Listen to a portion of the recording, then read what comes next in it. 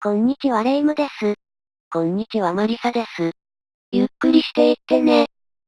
この動画では品質管理検定試験、QC 検定試験の PDCA、SDCA について説明します。ここは、管理の項目です。最後まで見てね。PDCA と SDCA は仕事の進め方でも勉強しましたが、ここでは少し掘り下げて説明しますよ。はい。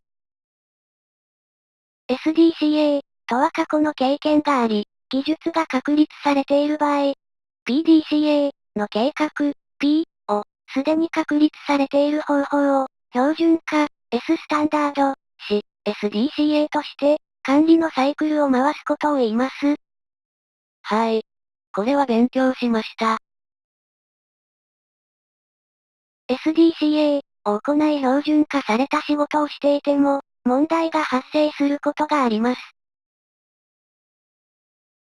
それは、標準と異なるやり方で仕事をした場合、標準通りの仕事をしても標準自体に適切でない部分があった場合、取り巻く環境や条件が変化した場合、などに起こります。この場合は、仕事のやり方の改善や標準を改定する必要があります。SDCA で問題があるときは、PDCA ですね。そうです。PDCA や SDCA のサイクルを継続的に回し、仕事のやり方をレベルアップさせることが管理活動ですね。この図は、PDCA サイクルの説明でよく出てくる図ですから覚えてくださいね。次に、PDCA 各項目を少し掘り下げて説明しますよ。P、プラン、計画、計画とは、何のためにこの仕事があるのか、この仕事のアウトプットは何か、良い仕事とはどういうことが実現している状態か、を考え、目的を明確化します。プランのイメージはわかりました。目的の明確化とは何ですか？目的を具体的にしたものを目標と言い、目標項目、目標値、やり方、進め方を決めます。目標を具体的にするために 5W1H を決めます。5W1H とは、何を、ファット、誰が、who、どこで、where、いつ、when、どうやって、how に、最初の目的すなわち、なぜ、why を加えたものです。目的を 5W1F に具体化したものがプラン、計画する、なんですね。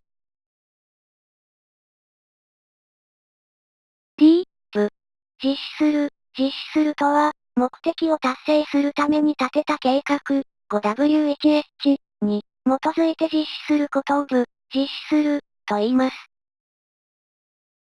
部の実施期間が長い場合、部の途中で小さな PDCA を何回か回し修正することもあります。部の途中でも小さな PDCA を何回か回し修正するんだ。PDCA がいっぱい出てきますね。C、チェック、確認、点検、評価、チェックとは、実施した結果が良かったかどうか、進め方が良かったかどうかを、確認して計画と対比しながら、点検して計画と結果の差異を評価します。計画通りの結果ができていないときは、なぜそのようになったのか、その原因を事実に基づいて原因の究明を行います。計画と結果の際の評価と、結果が出てないときは原因の究明ですね。チェックを行うときに、実施した結果を客観的に評価できるよう数値化した尺度、物差しを管理項目と言います。管理項目には、結果系の項目と要因系の項目とがあり、要因系の項目は、点検項目という場合があります。管理項目には、結果系と要因系があるんだ。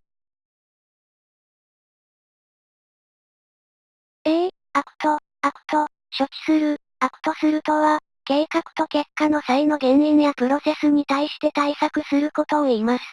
処置した結果は次の計画、P に反映させます。このような PDCA という4つの段階を回すことを、PDCA サイクルを回す、管理のサイクルを回すと言います。PDCA のサイクルは、品質管理の世界だけでなく、あらゆる分野で共通する仕事の進め方の基本でしたね。計画と実績の差異がなかった場合は、仕事の進め方は適切であったと判断し、次のプランにつなげ、そのまま仕事を継続していきます。計画通りなら、次の計画にそのままつなげるんですね。PDCA のサイクルと SDCA のサイクルの違い、企業によっては、改善活動には熱心に取り組んでも、維持活動が行われないところもあります。PDCA のサイクルと SDCA のサイクルの違いを認識する必要があります。維持活動が行われない品質管理活動は、重大な品質問題を見逃すことがあります。行われていることが当たり前と思っていても、実は、現場ではやめてしまっていることですね。そうですね。できれば定期的に、作業標準や技術標準などを見直して、各標準が守られているかをチェックする必要があります。SDCA を確実に回すことによって、改善すべき標準を見出すことができますよ。SDCA も大事なんだ。標準を変えないという維持と、標準を変えるという改善は、相反する活動のように見えますが、PDCA のサイクルと SDCA のサイクルを交互に回す活動によって、レベルアップができるのです。この動画はこれで終わりです。レイムでした。マリサでした。最後までありがとうございました。引用、参考文献です。ありがとうございます。チャンネル登録お願いします。